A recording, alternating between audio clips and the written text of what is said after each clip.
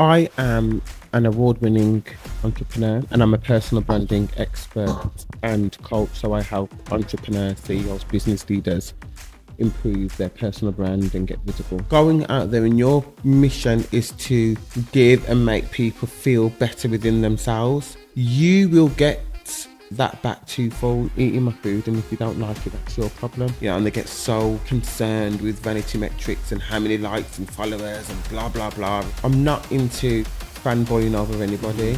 Don't get me wrong, like if Beyonce was to walk in the door, then I will fanboy over Beyonce because it's Beyonce and you know she's abnormal.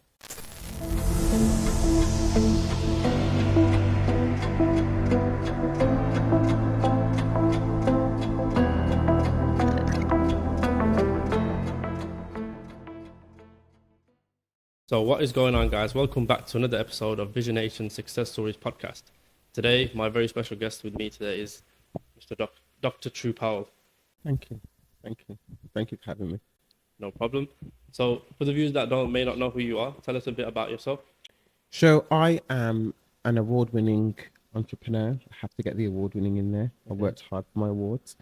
And I'm a personal branding expert and coach. So I help entrepreneurs, CEOs, business leaders improve their personal brand and get visible through kind of putting themselves out there, utilizing social media and getting themselves credible. Okay. So you mentioned the awards. What kind of awards have you gotten for it?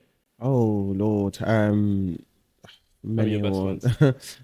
So I won Birmingham's Young Professional of the Year for marketing and communications. I won NatWest's Great British Entrepreneur Award. I've won Future Paces Entrepreneur of the Year Award from the Greater Birmingham Chamber of Commerce. I was recognised as one of the future figures from BBC One Extra. Last year I was recognised as one of the top black entrepreneurs to watch from HSBC and UK's Black Business Show. Quite a bit, man. And obviously I received a honorary doctorate in business and entrepreneurship. So yeah, quite a few awards.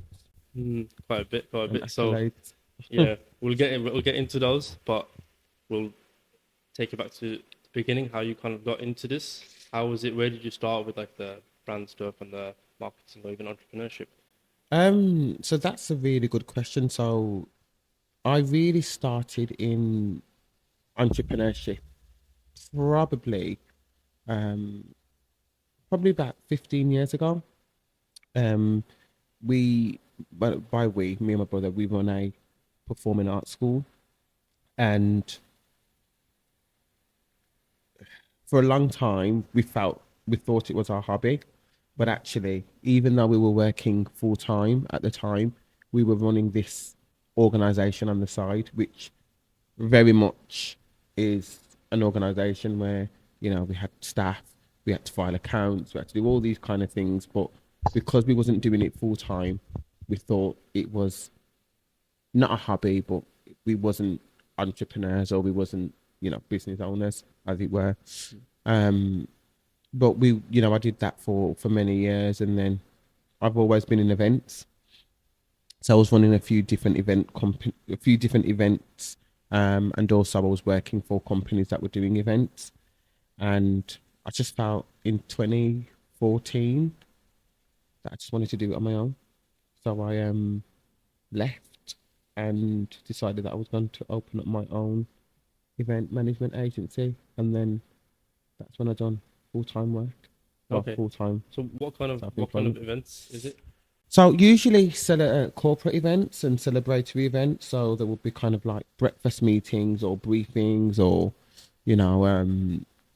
annual general meetings or awards, gala dinners, that sort of thing. So I held the contract for what's now the Growth Company, but they used to be called Marketing Birmingham.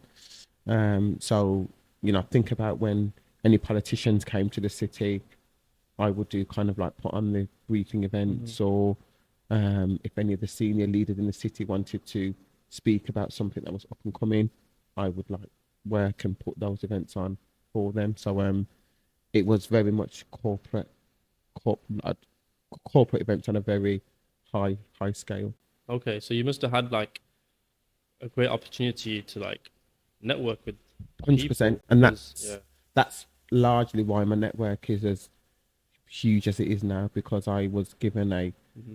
great opportunity to put on these incredible events for the city, primarily in Birmingham, like the city's most senior leaders, and Yeah. I'm talking about CEOs, directors, of companies, of big blue chip organisations, and big retailers like Selfridges and John Lewis, and I'm working with like partners at Deloitte and Hmm. PwC and all of these great organisations, and there's little old me putting on these events for them, Yeah. but I'm utilizing every single opportunity that I can to network with these people and to show these people who I am. So when it was time for me to launch my own event agency, I pretty much knew quite a lot of people that could make this agency a success. Okay. So when you was at that event agency first, was you in interaction with these people quite a lot, or was it more like? Yeah. So when I first started, so when I first was, so it's interesting because I used to work for Marketing Birmingham Mhm. as the event organizer. And then I left and went to a different company. And then I left that company to work to open up my own event agency. And then when I opened up my own event agency, I went to one of their networking events because obviously I'm working for myself and I need to build my Yeah. network. And I just remember the event was shocking. Everything, all the stuff that I put down, all the kind of the policies and the procedures and the way things were done just wasn't being done. And I thought this is a really bad event. So I emailed the team, and I was like, I'm not being funny, but I went to one of your events and it was shit. What on earth is going on? And and I was like, you really need me back. And I was like, oh, you're right, it wasn't the best. Can you come in for a chat? So I did, and then I was like, I want to come back, but I don't want to come back to work. I want to take this event on as under my own agency.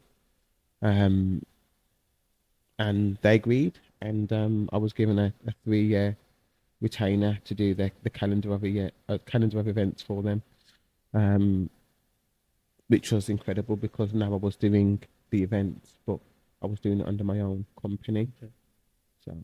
So So was it you went to that event agency that you used to work for and told them that you wanted the? so they didn't have an event agency. Oh, okay, They okay, was doing it in house, which was why it wasn't great because they didn't have event professionals doing it. okay. They was probably got, I don't know, maybe their marketing team, or I Yeah, don't yeah, know, yeah. somebody to Was it just like the venue kind of thing?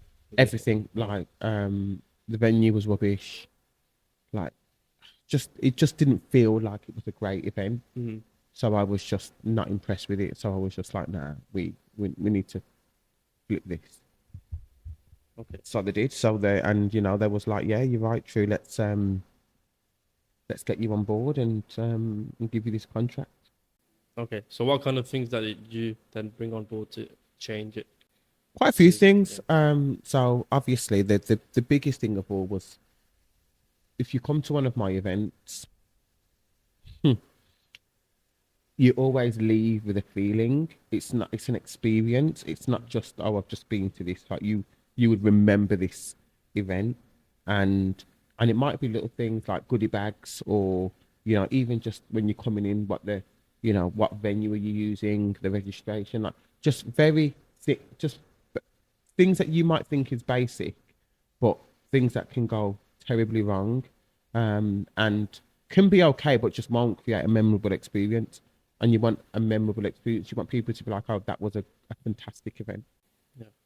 Mhm. Okay. Yeah. That's one of those things where you go a little bit extra, or you think Yeah, outside the box for the literally, customers or for the guests and stuff, literally, and like then that will make them remember it, and then yeah, they'll want to choose you again and again and yeah, again. like one So event. I mean, it's not like the most innovative things, but one event it was all about um literature, which is quite boring. But I was like, well, actually, we should have it in the library. Why don't we have the event in the mm, library? And then I remember, and then we had in a performance. I was like, well, we should get the poet laureate because he's he's a lyricist. He writes. That's what he does. To recite a piece on around literature, and as basic as and literature as it stands is quite boring, but we made it interesting enough to be a memorable experience because we had a performance. It was in the library. It felt like an experience, and that is the type of thing that I'm talking about. So it's not. I'm not talking about having like these grand gestures of pigs flying and all these things because you can only do so much at a corporate event. But it's different to having a normal conference room in a hotel and having people just come to listen to a briefing and then go home. Yeah, we can do that. That's easy. But actually, what are you doing to make it memorable? And what are you doing to stand out? And I'm all about standing out. I'm all about, really showing yourself and showing who you are as a person, as a professional, as an entrepreneur. So before you started that agency, then when you was working at that event agency, were you thinking in terms of this, like these kind of things when you were running it with them? Always thinking about my brand. Always thinking about who I'm networking with. How do I come across? What, how professional am I? I've always been very, very conscious about how I appear to others and what my brand is. And I think it's interesting because I can honestly say when I was working in the event agency, I wasn't authentic to myself. And I think a lot of people, particularly people of color, when they're in corporate organizations or businesses, they tend to code switch or they tend to, I guess in some ways, play, not be authentic to themselves and not be true, not be their true self. Yeah. So it's always been quite interesting that I would always put on a suit, wear a tie, like blah blah blah, and do all these things. And yes, it's great, and you fit in and blah blah blah. But actually, is that authentic to you? Is that the true you? So working for somebody, kind of, I was really mindful about how I came across, to the point where we would assimilate is the word, and just kind of do and be what we thought or what I thought is expected of me, rather than me doing and being what I wanted to be, if that makes sense. Yeah. Well, why would you say that would happen then? Why would you? What's the reason in terms of? I think inside you, like, why would you? I think most of us, when we're placed in those environments and those spaces, we want to get ahead. We want to do what we think would get us ahead. Is it like being like worried that you might not get the best outcome? Yeah. So we just, we play along and we go along with whatever is expected of us. And I think I've learned so much from then and now. I would rock up in my cap if I wanted to now, because it's who I am, and it's it's how where I feel comfortable. Whereas before, I'd be like, oh no, I need to have a suit on. I can't go in my track. I need to go into this meeting and represent myself and to this caliber and stuff. And it's just, I think it's difficult. It really, really is difficult, because now you're just like, okay, I get it. I get why I did it back then, but I wasn't living truly for me and authentically for me, which is something that I'm quite big on at the moment. So if you were to go back, would you do the same again?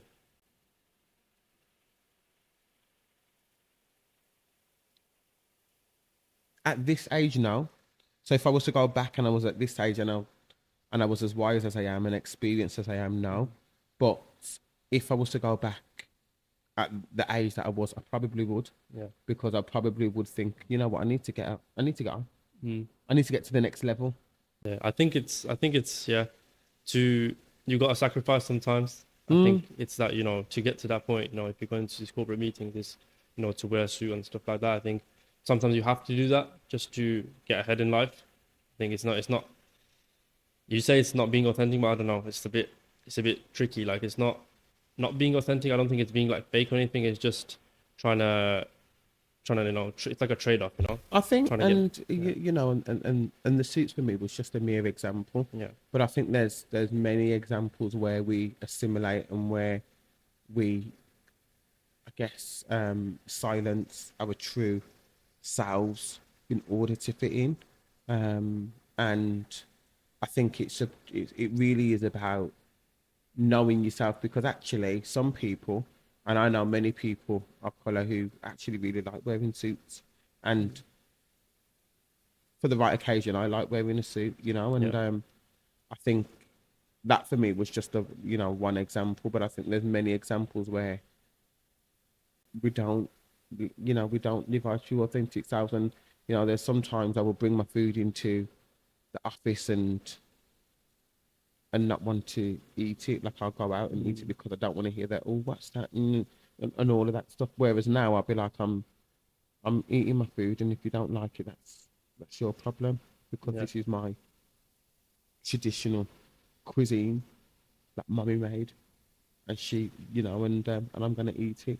So I think there's many examples where we silence our own wants and needs in order to center other people's, and I think that's where now I'm so much wiser, yeah, because I'm just like, actually, what I do now is I live my life for me, day to day. That is one of my goals, like just centering myself. And I always think to myself, am I putting myself first here? And if I'm not, why am I not putting myself first? And if I can put myself first, why don't I put myself first? You know, and I think that's really, really important. So day to day, that is one of my goals, putting myself first and questioning any time. And it's okay for some, you know, to not put yourself first in on some occasions. You know, you might want to put your kids first or your wife first or whoever, and that's cool.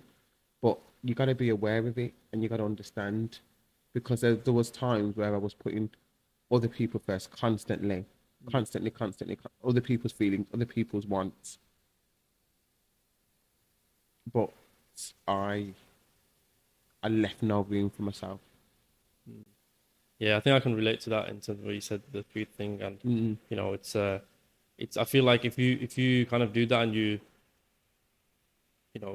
pleasing others in that sense, it kind of like keeps you unhappy and you're not able to like express yourself mm, like the same way because obviously I'm from an ethnic background as well, and being a Muslim, I know that a lot of in these like corporate environments like Muslims and stuff, when there's like a Christmas party and there's like drinks and stuff, and obviously as Muslims we're not allowed to drink and mm, stuff, but people will still go to these events and stuff mm, and sacrifice their kind of that side of it just to make sure they're fitting in. mm.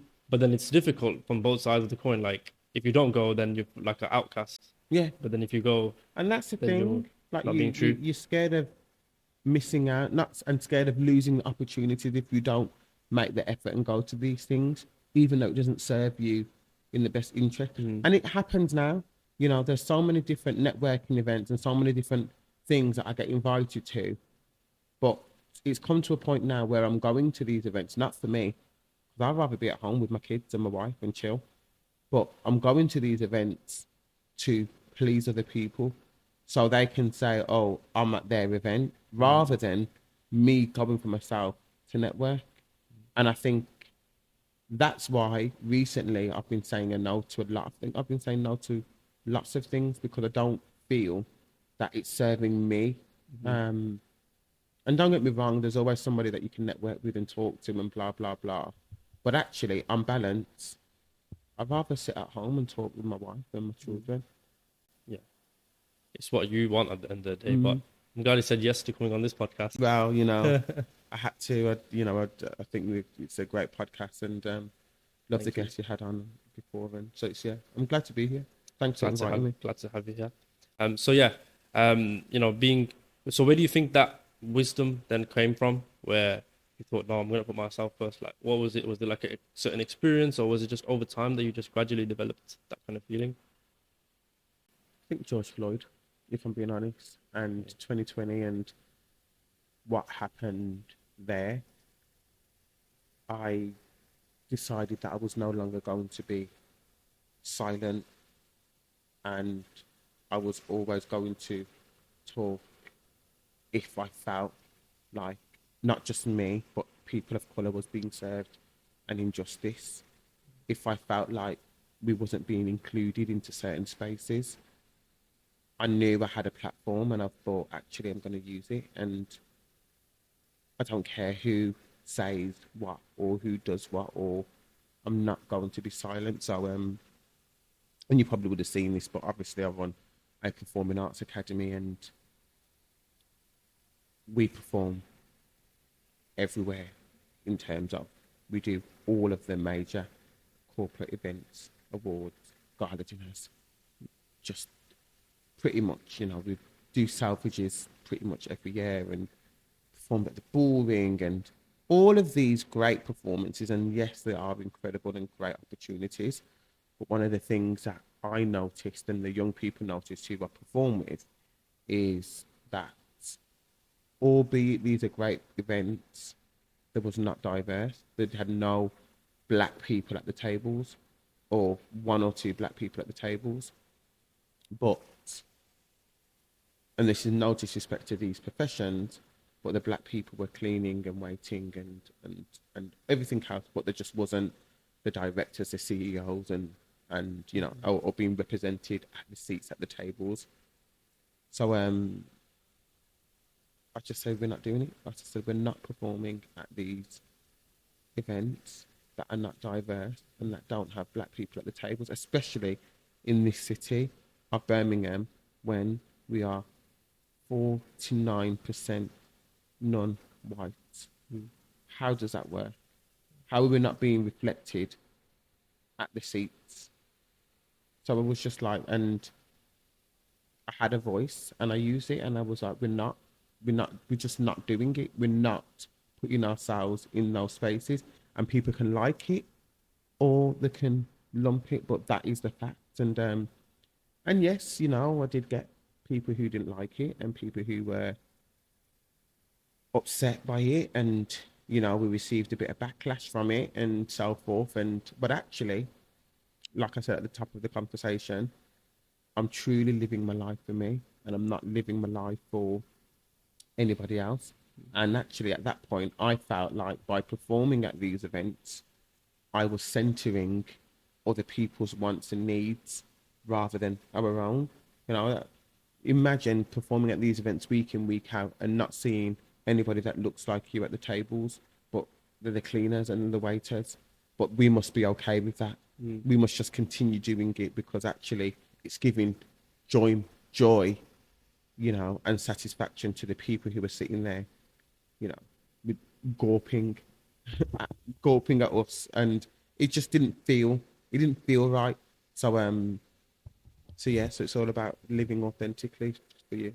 Yeah. So you didn't take these events then. What kind of changes did you make then, like in terms of trying to better it so then they are more like ethnic minorities in these kind of events? Or... So we did a bit of consultancy.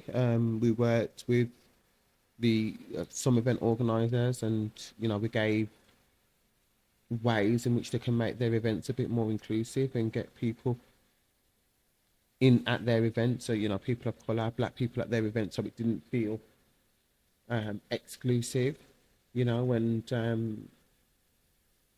it seemed to work. It's the corporate events landscape in the city has changed. Still a long way to go, but I think the bottom line is people are aware. People are aware that actually it's not just who's on stage, it's also who's in the audience, and they're now questioning, is my event diverse? That was something that never happened before. People would just think, I'm not in control of my attendees. I'm not in control of my attendees at these events. But actually, you're in control of the content and what you put on. And if you're not producing content on what you put on, appealing to reflect the city, then there's a problem. Yeah. There's a huge problem, and I think do something about it. Yeah. Do you also think that it starts from ourselves as well in like communities and stuff? Do you not think so? What's the reason for that? No, I do not victim blame. I do not believe that it's not up to us to put ourselves in a space where clearly we're not wanted. Mm-hmm. I think we need to feel like we're wanted. And I know I go to these events, and I've been to these events 1,000 times. I put these events on. I know these events at the back of my hand. They're not created for people of color. They're just not. And when you go into those spaces, you do feel like you're not wanted. You do feel like this isn't a space for you. You know, you go to an event and no black people have won awards. You go to an event, there's no black host. You go to an event, there's no black cuisine. You go to an event, you know, there's no traditional entertainment. You go to an event, there's nothing in there whatsoever to say we welcome you, we celebrate your difference, we welcome. It's very much all for whitewash, for want of a better word, and that for me is an issue. If these events were diverse in their content and they were doing things to make people of color feel welcome, and people of color still didn't go, then I would say yes, this is a us problem as well as a them problem. Okay. But So- actually, it's not. Yeah. That's So not the case. when the ones that like started changing their content, did you see like the people of color then Yeah. coming to these events? Okay. Yeah, 100%. Yeah, because the only reason I say that is the community thing is because from my background, so like I'm Asian Pakistani, so it's like I've noticed like in the communities as well, there's not many resources and stuff for people to get themselves out there, you know, networking and stuff, and that's what, you know, it starts with these people that like, you know, I'm trying to be like trying to make myself into that where we can help and like bridge the gap kind of thing. So because I know that it's hard sometimes because the communities become so tight knit, sometimes they don't want to interact with other people. So it's about getting them out there as well. So that's from my understanding. Obviously I can't speak for you, but I speak for myself and like these communities, and I'm trying to you know, it's like the Asian like Muslim community where I feel like they are a bit lacking in that sense, and there needs to be a bit more education towards them and, you know, helping them get out there as well. Obviously it works. I feel like it can work from both sides, where it's like there's a gap and it's bridging the gap. Of course, it's the institutionalized stuff that's a concern and an issue, but it's also bridging that gap between it and ensuring that from both sides, if that makes sense. And the reason why I Yeah. say that, because this is where we start not victim blaming, but this is where we start removing the accountability. And I think the accountability has to lie with the event organizers. Don't get me wrong, I do believe and feel that there are some people out there who, and people of colour, who just wouldn't go to it and they're not interested and blah, blah, blah. And you could give them whatever you want and you could make them feel included and they just wouldn't go to it. And I get that and I appreciate that. But actually, even those people, there's going to be reasons as to why they're not doing it. They might feel like it's a trust thing. They might feel like, oh, you know, and that they might feel like you're just using it. Now I'm seeing events which I'm declining, and they're doing inclusive things, but I feel like it's not coming from a genuine place. I feel like, oh, you're just using a black judge because it's topical at the moment, or you're just using a black host here because you know that there's you need to be seen as doing something, but you don't genuinely in your heart want to. And if I feel that there's not a genuineness there, then I won't go to it. And I think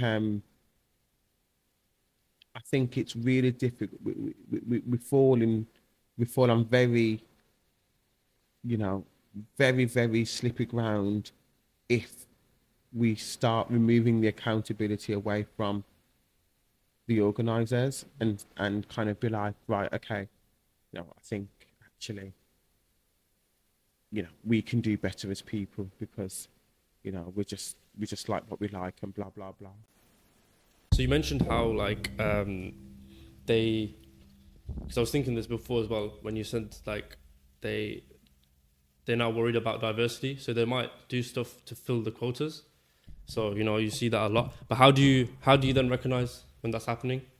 Because I can't obviously judge that. But how do you? I don't, and I just go off my feeling. Mhm. I look at historically what they do. I look at kind of what they're doing now, and I look at the type of people who they're using, and I don't know. It's just it's very strange, but I just go off my feeling. If I feel Yeah. that it doesn't sit right, then it just I just would I stay away. But I just yeah, it's difficult, and I might be wrong. I might there might be a sincereness to what they're doing, and it might be genuine. But if I feel that it's not genuine, then I I won't. Yeah, makes sense. To be honest, it's always you should follow your gut feeling, Yeah, and if you have that feeling, and you won't exactly, know otherwise. Then if you don't do the event, then you don't know, and that's what it exactly. is. So yeah, it is what it is. But no, it's I'm happy where I am now, and I'm happy that I can confidently speak on issues that I need to speak on. Hmm. Okay, so all this stuff that you do, it sounds like quite a lot. So how did you actually know? Like, did you know like when you was younger, like younger as like a teenager or something, like you was gonna be an entrepreneur, or you was gonna be like running big events and talking to like these kind of people? Have you always been like, an extrovert kind of thing, like just talking to people, or was it Yeah, different? I I knew that I would be in some capacity, kind of be my own boss Hmm.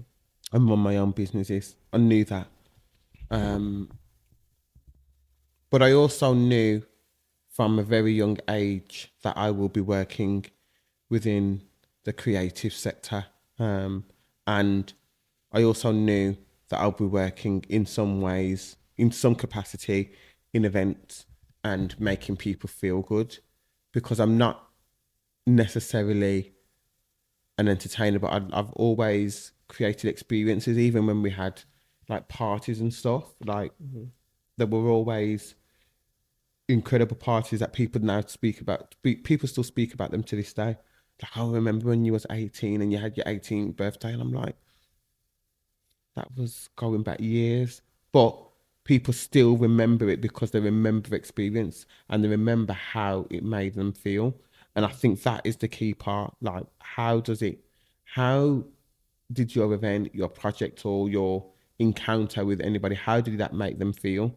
And it's only now that I'm starting to realize that I'm actually a memorable character, and that's so key in networking. So key. People actually remember who you are, and they want to remember who you are because they remember not just what you look like, but they remember how you made them feel when you came into contact with them, or when they encountered you. You know, the words that you say, the smile that you gave, the warmth that you give. How did it make them feel? And I think it's a true art when you're networking, and that's why I believe that my network is strong, and I also believe that I can call on my network and they'd be willing to offer me time, experience, guidance, because they remember how I made them feel when I first encountered them. Yeah, so that's like probably something that obviously comes natural to you when you speak to these people. So if there's someone out there that's not very good at networking, what would you say to them? Because it's hard to fake it, but it's also good to put yourself in that environment and try to be yourself. 100%. I would always say be authentic to you and be yourself, and that would naturally create some kind of feeling in the person that you're networking with. And I'd always say think outside of the box. Never ever, going and say, or meet somebody for the first time and say, oh, can I have this or can I have that? Like, always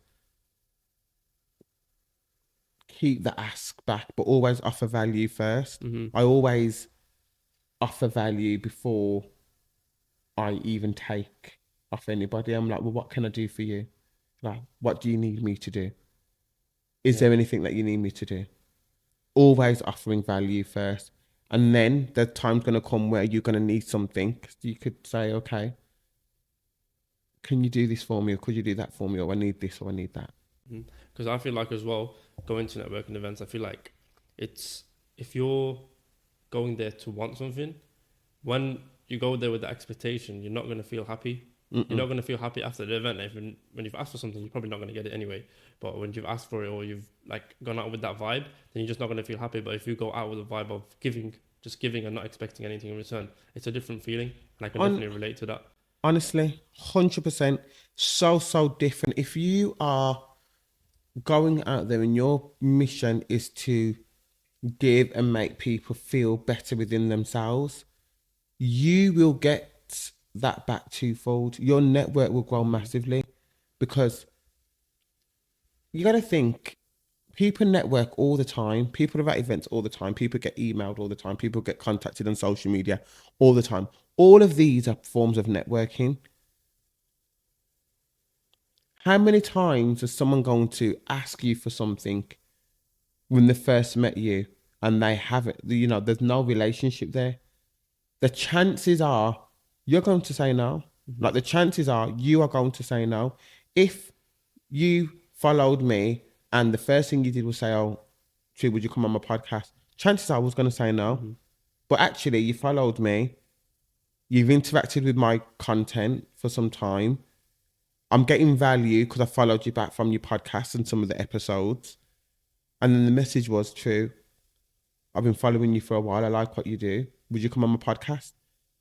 I respect that, because it wasn't, there was a relationship that was being built, as opposed to just, would you come on my podcast? Like, why would I? Yeah. I think it's about like having true intentions, because I personally, if I want someone on my podcast, either most of them I've already been following them, or I know them, know of them, and I've seen what kind of stuff they do, because I'm trying to be very selective with who I get on.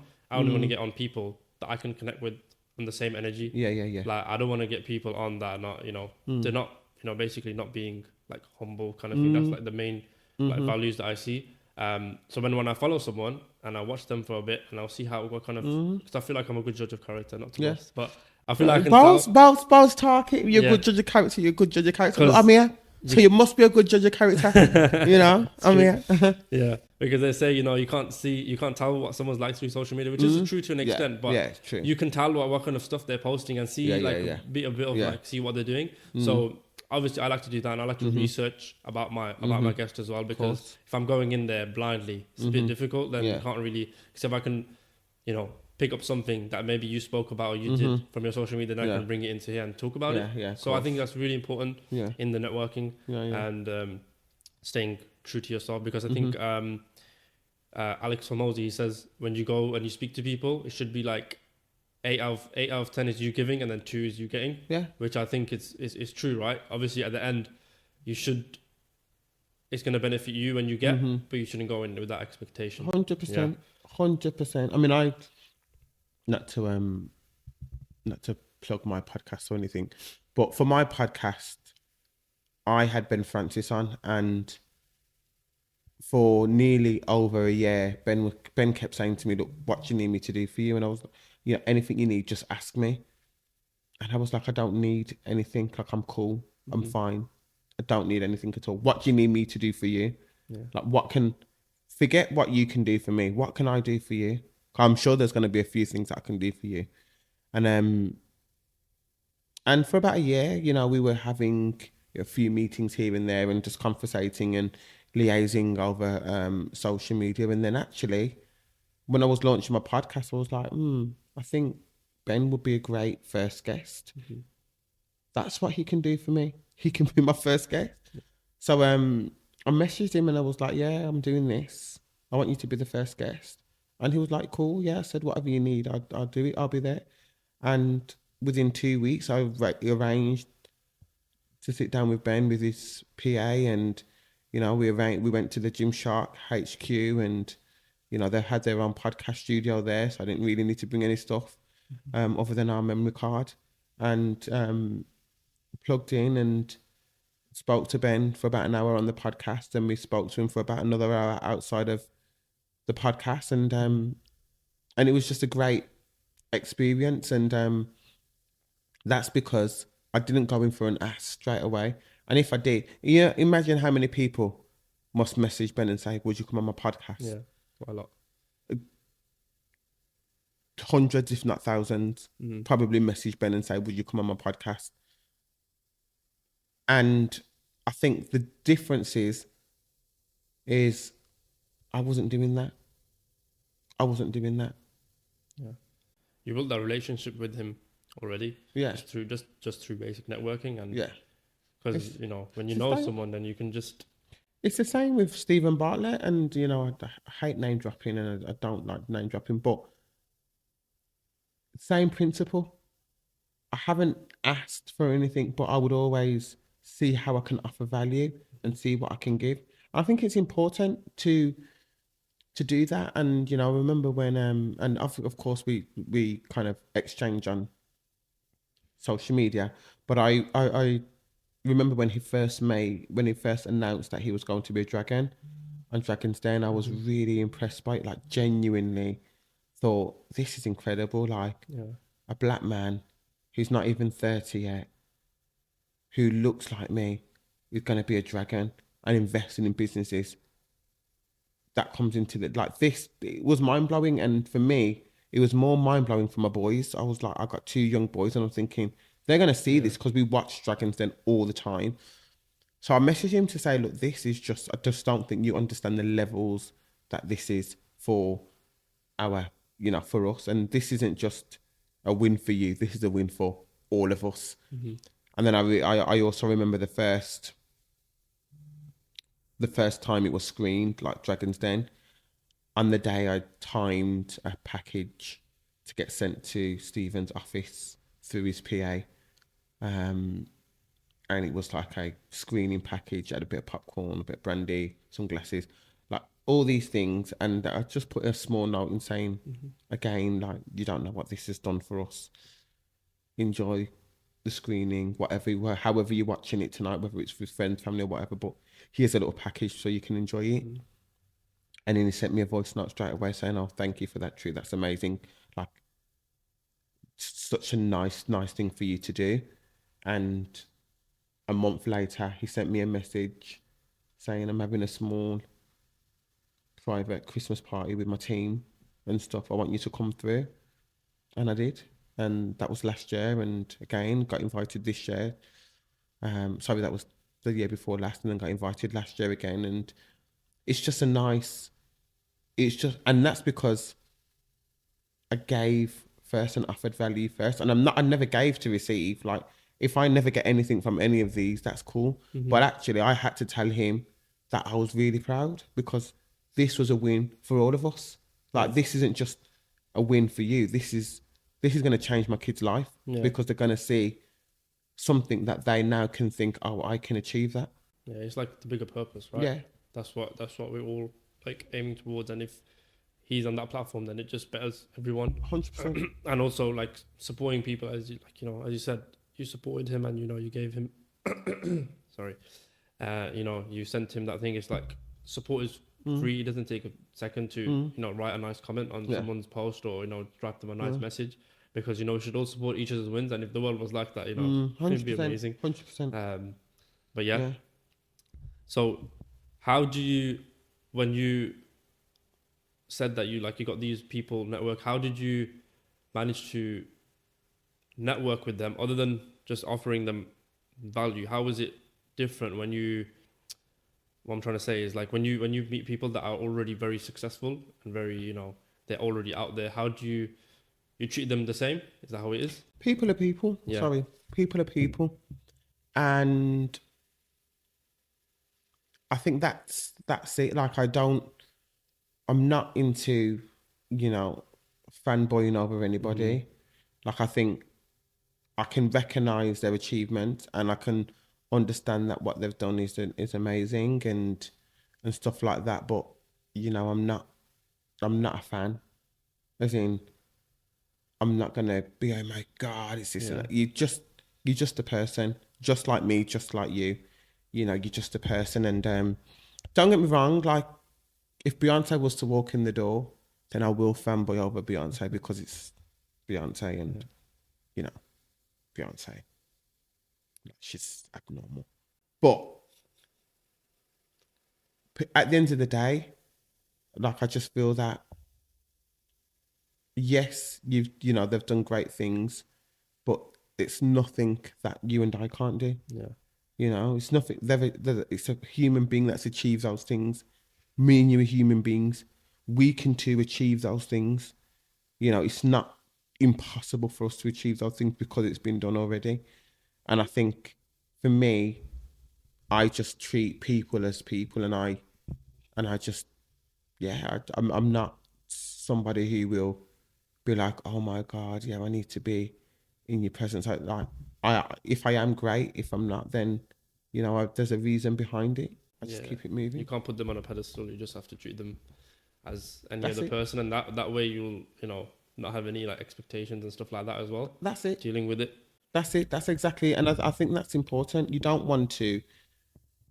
People think, oh, if they meet successful people, there has to be an expectation that they can, help them with their business, or they can help them with this, or they can lend them this, but all of that is wrong. Like when I meet somebody, I'm not asking them for their help or anything like that. I'm not asking unless there's a mutual, genuine kind of relationship, and that's the relationship of why we're meeting, like like a mentor thing or whatever the case is, that he knows he's there to help you. That isn't what I'm there to do. I'm there to find out who you are and how we can help each other. Okay. Yeah. So obviously, it's as we said, it's very important that you go in not with the ask but to give. Um, but it's also important that you have something to offer as well. And you obviously you're very focused on brand building and getting exposure like that. So what's involved in that? What is involved in the brand building? What do you do? So it's all about really helping you build credibility Mm-hmm. around what you do and around your brand, and also helping you become visible to your ideal client and to the world.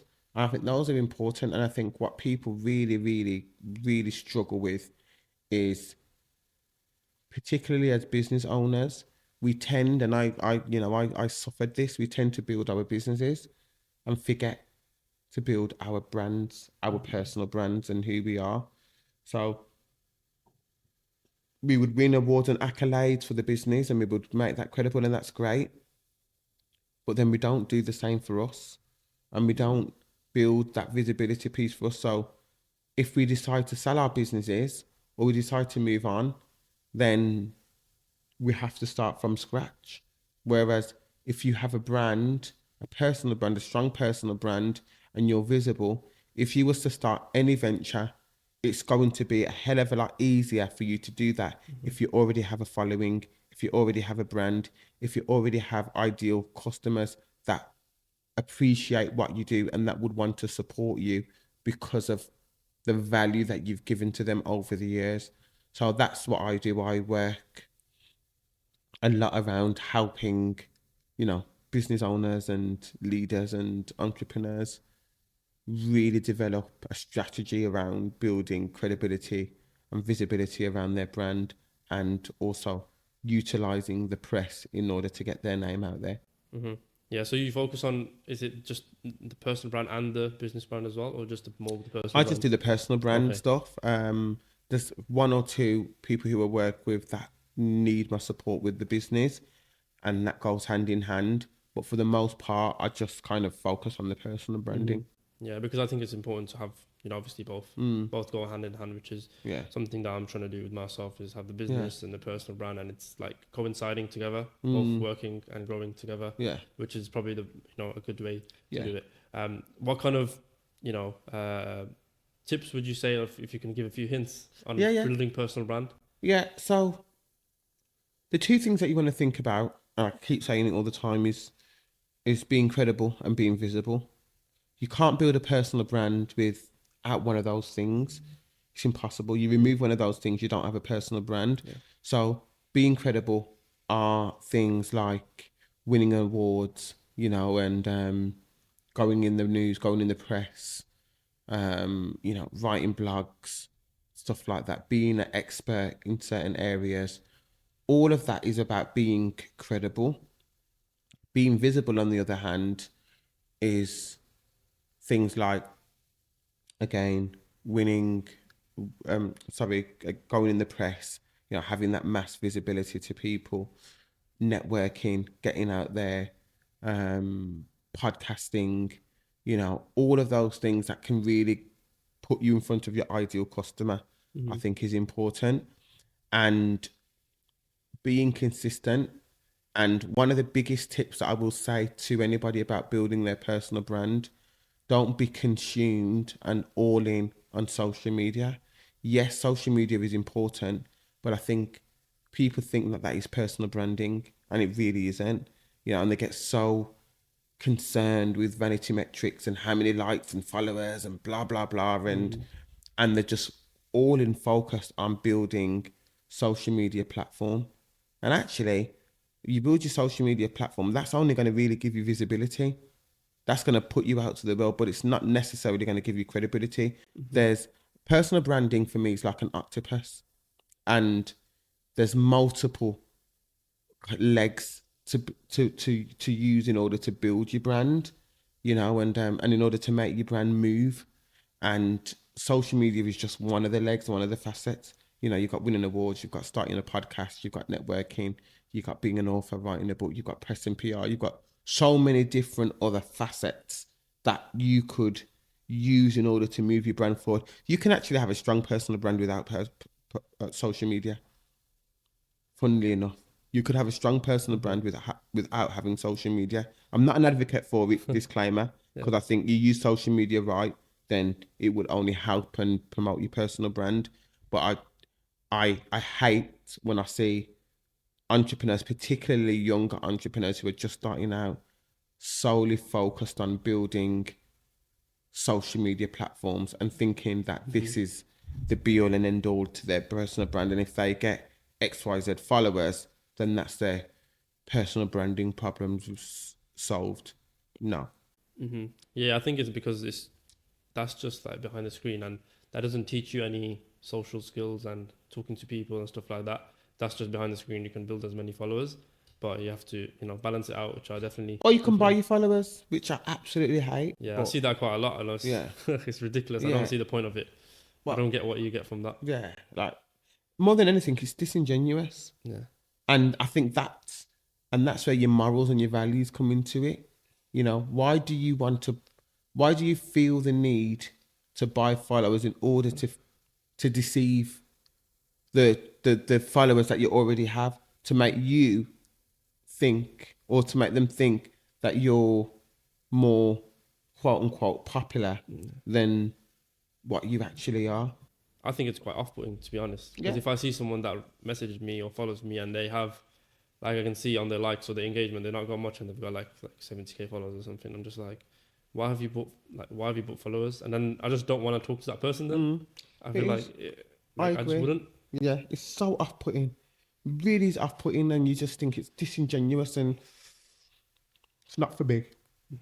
But yeah, social media though is a very powerful platform. Everyone knows it's a very powerful tool, and you can put yourself in places where otherwise you may not in the real world, and that is quite important.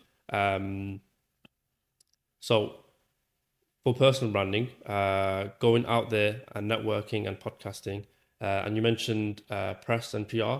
Obviously, I don't know much about that, so I know that you've been on a few like TV shows and stuff like that. Tell us a bit more about that and how you kind of got into it.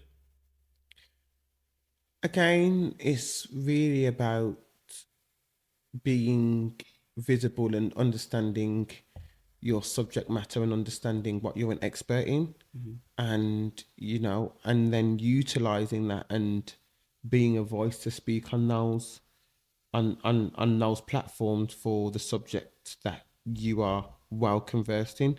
So you're in property, so there might be an opportunity where the press may want somebody who's a property expert who wants to come and speak about the downturn in property, for example. and you've got to position yourself in that position in order for you to do that.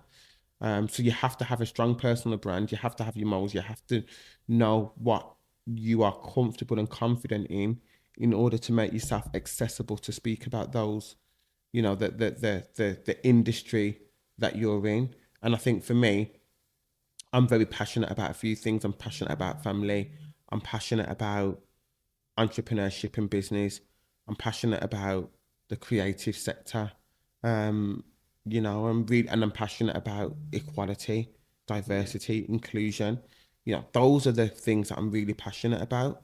So if any of those issues come up and I get a call to say, oh, Tru, this has come up, we're doing this article on XYZ, then we want you to come and speak about it.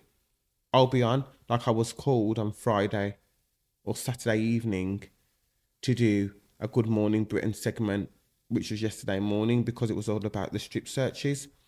And albeit the call to say, actually, we're not running it as a official piece, we're doing it like a side segment, so we don't need any contributors in the studio.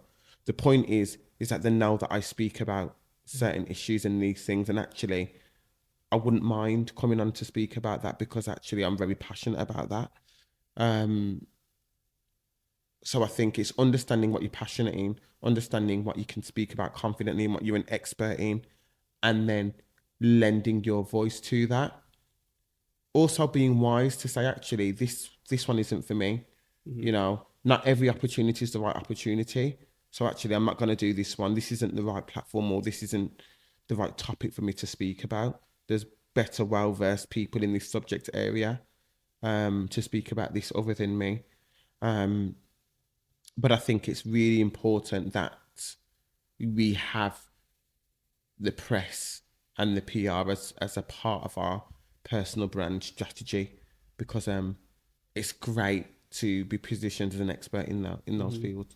Yeah, so you mentioned that you got the call, but in terms of when the first few times you went into it, was you reaching out to them directly, or was it them No. just from your personal brand? Yeah, just from a personal brand. They contacted me and asked me, and away, and yeah, he just happened. And I think once I did it once, then they know what you talk about, they know what you're passionate in, and they'll ask you again and again and again, which is what's happened in my case. Okay. Do you find that, of course, with like press and PR and kind of stuff, like there can be some things where like an article can be written in a way, for example, if you gave like a few lines to them, they might turn it in their own way and do that kind of thing. Have you ever experienced that? Yeah, that's the press, and Yeah. we accept that the sensationalized news. They need the clickbait. They need people to open it. They need people to watch their programs. It's never ever truly impartial. There are going to be biases. There are going to be sensationalized headlines. Yeah. And it's fine. Have you ever experienced that directly and thought Yeah, of course. That's And unbelievable kind of thing. yeah, it's and I get it. Like even yesterday, there was an article written about me and the academy, because we're having a little break for 6 months.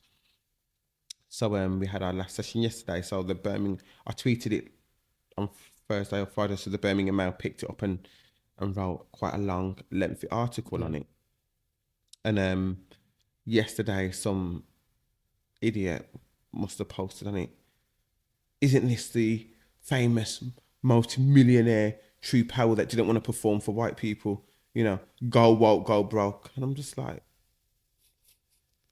are you an idiot? Like, this is not even what we're talking about now, and we're having a break. It's not like we go woke, go broke. And yes, we woke, but we've always been broke as a performing arts school. This isn't something that makes money. Like, this has never been a thing that's going to make us rich. Where I get my money from is my business, the events that I do, and the people that I work with, not the performing arts school. So what are you talking about? But people are going to say whatever they're going to say, and I accept and appreciate that, because sometimes the headlines are written in a way where You know, it's sensationalized. When we said that we're not performing at non-diverse events, the headline was Performing Arts Academy say they're not performing for white people. We didn't actually say that. Yeah. We didn't actually say we're not performing for white people. We said we're not performing for non-diverse events. Mhm. Yeah, so in that kind of sense, with those kind of sensationalized headlines, does it ever like get to you, or like these comments get to you? Because No. yeah, No. because it could be a lot worse. Because for example, there's like footballers, like black footballers, and there's Yeah. articles written about them, which is like really malicious, Yeah. like malicious intent. And I can only imagine how it must make them feel, and it must be, Don't get me wrong, like it's annoying. yeah, And I hate it when the like kids see some of the comments and stuff that I posted. And you know, I get emails and stuff from, you know, some really random emails, like really racial, you know, emails and stuff from people. But I feel like I'm used to it now. Like yeah, it is what it is. I feel like people are going to say something because they want to say something, and their lives are not worth their their their rants are not worthy of my of one of my responses. So I just ignore them. yeah. Because you have to be a bit thick-skinned to kind of deal with that kind of stuff. And have you always been like that, No, dealing with it, or would you? no. At first, oh my god, I was like, what am I doing? I'm not, I was like really stressed about it, Yeah, and all sorts, and it just wasn't. And in the end, I was like, actually, 99.9% of the people who have something negative to say are hiding behind fake aliases yeah, and their bots, and they're not they're not willing to have a decent, constructive conversation about it. They just want to spew their vitriol and move on to the next victim. Um, and so I now I'm like, if it's a real person that I can see and they've said something wild, then of course that gets me a little bit upset. And I'm like, okay, we need to have a conversation about this because this is actually wild, that what you just said. But if it's a fake person, I know that they're there literally to be a prick, and I'm just like, I'm not going to entertain it. So you do reach out to people that if they're like Oh gosh, genuine, yeah. because there will be a part of you that thinks if someone is there's a lot of like slander and stuff like that, you want to put I your word out yeah. there and be like, no, this is the truth. I was the way I used to clap back all the time on this. I used to go through all the thing and just clap back at all of them. But now I'm just like, I don't have the time or the bandwidth or the mental capacity to go through it because they come back to you and then you're going back to them and you just get Yeah. into this. And you're like, what's the point? Yeah, I think it's quite, sometimes it's useful to actually do it, but in a way that maybe you're not something them back, but you're being like kind of nice to them.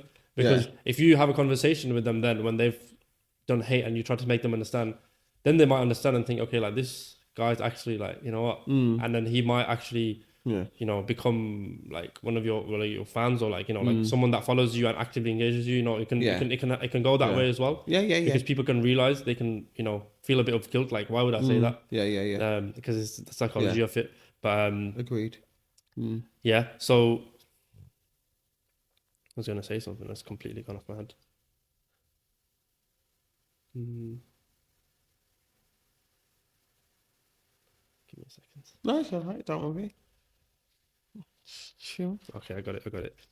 So this thing where you said, you know, now you kind of like don't have the mental capacity to do it. Do you feel like that ties in with what we spoke about earlier, which was you started feeling like that you need to be true to yourself, more genuine? Because that is a thing where you're catering to other people, and this is also a thing where you're catering to other people, where Yeah. you're taking their opinions into your own heart and worrying about it. But now where you don't care, that's like both things where you Yeah. don't care about other people. Yeah. So do you think that it's Yeah, because I said what I said. And there more often than not, people come back to me because they don't like what I've said. And I've said what I've said, and I know that what I say may be uncomfortable for some people because I'm upsetting the status quo. I am challenging white supremacy. I am allowing people to question what they've already done and question, is this serving the interests of everyone or just white people or just a select group of people? I'm saying things that people don't like. And because of that, I know that people are going to refute it and people are not going to like it and people are going to challenge it. But actually, like I said at the top of the conversation, I couldn't care because I'm doing it for me. I am not centering their feelings. I don't care how it makes them feel, how uncomfortable it makes them feel, what issues they may have because of what I'm saying. I couldn't give a toss how it makes them feel because it's not about them. It's not about centering their feelings. Actually, it's about centering mine and saying what I need to say and saying it with chest and saying it with everything in me. And if they don't like it, that's on them. It truly is. I've lost friends, I've lost colleagues, I've lost people who don't like what I've had to say and have been like, we're not supporting you anymore. All right, bye. Yeah. I think that's a good thing. Like it filters out the kind of people that you Yeah. don't want around you. Because when you be like that, then the truth like kind of comes out. Yeah. When the people that they don't really support you in that Yeah. way, it will just filter them out, Yeah. and then you'll have the genuine close Yeah. people around you. I run a huge event in Birmingham called the MBCC Awards. We do it every year. And last year, 2021, the theme was all about anti-racism. I keep saying last year, but it's 2021. When we awarded people like Stuart Lawrence, which is Stephen Lawrence's brother, and stuff like that, and Kanya King, who was the head of Mobile Awards and stuff like that, who all came to the event, and it was absolutely amazing. The theme was anti-racism, so we had a few speeches around how we can be anti-racist, how we need to make space for Black people to be celebrated and to be championed and so forth. I realised a few months later that a few people didn't like what was being said. Mm-hmm. A few white people didn't like that. They felt uncomfortable was their word. No, sorry, not uncomfortable. They felt attacked was the word that they used. Strong word. Very strong. And to the point where they said they're not coming back to this event, having been to the event for 4 years prior to it, on the trot bar, minus COVID.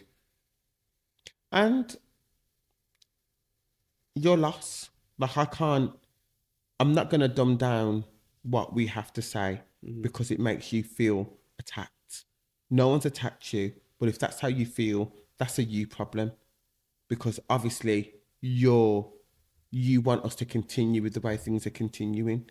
And I'm not willing to do that. So so they didn't come last year, 2022, which was their loss because we had Sir Trevor MacDonald, we had Sir Lenny Henry, Baroness Viola Benjamin, we had loads of celebrities, Lamar, Leah, Paul from Married at First Sight. It was incredible, star-studded event, and those people who felt uncomfortable the year before or who felt attacked could only get a glimpse of that event through social media. Yeah. And it serves their right. Yeah, it's true. It's their loss. And I think it ties in as well. It's very important how you were able to do that because now you're an entrepreneur. You're running your own like events and stuff like that. You're able to do it. Whereas if it was something that you did, but you was working for someone or you was under someone and you said that kind of thing, then they said it back. You wouldn't be able to like push back on it. You can't just say like, I don't care because it's a bit different. Yeah. Which is why I believe you do advocate for entrepreneurship and, building that, because that allows you to be your own person then. You don't have to listen to what other people say or, conform to the rules and stuff and, do your own kind of thing, which is really important. Yeah, 100%. 100%, I So, agree. yeah. So you do, I've seen you do, obviously you speak on stage and stuff as well. So personally for myself, I want to understand how is that for you and dealing with talking to people and a group of people, how do you find that? I love speaking, and I never used to. Okay. Like, I never used to speaking was just something that I never wanted to do, or never used to do, and I just I realized that I had to do it. I realized that there was actually no choice. I needed to be out there speaking. And now I love delivering sessions and keynotes that I'm an expert in, which is personal branding. I love helping people. I love offering value. I love leveling people up. That's one of the things that I'm really, really passionate about. And I love that people can take it and run with it.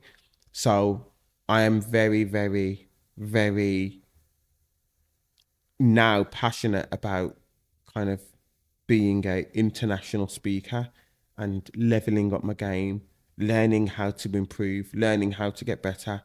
How can I get my point across that it resonates with as many people as possible? And I'm really enjoying the journey. I've only been a quote unquote professional speaker. By that I mean getting paid regularly to speak for, I would say, the last 2 years. It's not been, it's quite a new thing in my entrepreneurial journey, being a professional speaker, but I'm really enjoying it. How long have you been a speaker then? So you were speaking before being professional as well? Yeah, so I was speaking probably from 2017 maybe. Okay. So a bit Um, longer, yeah. Yeah, so but I never took it seriously, and even last year, 2022, Black History Month, I made, I hate talking about numbers, but I'm saying this um for relevance. So I made 30K in speaking engagements alone, and that was just in October, and Black History Month, and my accountant was like, "True, we're not doing this," and I'm like, "What?" It's like, you need to build this in as part of your business plan, as part of your business model.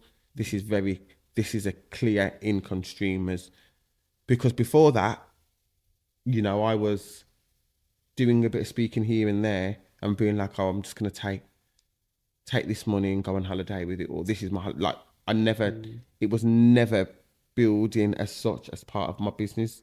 So now it's it's building as part of my business. It's got its own income stream, its own targets, its own marketing plan. It's now become part of what I do and what I offer, because it now has to. And I think because my brand's built and my profile's built, I can now charge a certain amount to speak on certain stages, that I have no choice but to build it in as part of my business offer and my model. What kind of issues or difficulties did you face when you first started doing it? Was there anything that was like holding you back, or like, you know, being afraid to speak, or like, issues with like speaking to people in an audience kind of thing? What was there? The biggest issue was, we don't have a budget, but do it for exposure. Okay. Like, yeah, just we've got a large group of people who may book you. That was the biggest issue. Okay. So you do not have any issues with the actual speaking side? No, Not at all? no, Okay. no, because I knew my stuff, and I knew the value that I can offer. But I knew my value, but They didn't. they didn't know my value. And the biggest issues were saying no, declining, not doing it because they didn't see the value. But yeah, now I don't even have to entertain those conversations. If Yeah. if you tell me you don't have a budget, it's over. Game's over. But at the start, would you do stuff for free basically? Yeah. Because then you're Yeah. building your experience, right? As well. Yeah. Because And it's great for you to learn and understand. But then, exercise wisdom, because it depends who you're doing it for. If a big corporate bank says, "Oh, can you come and do this for me for free?"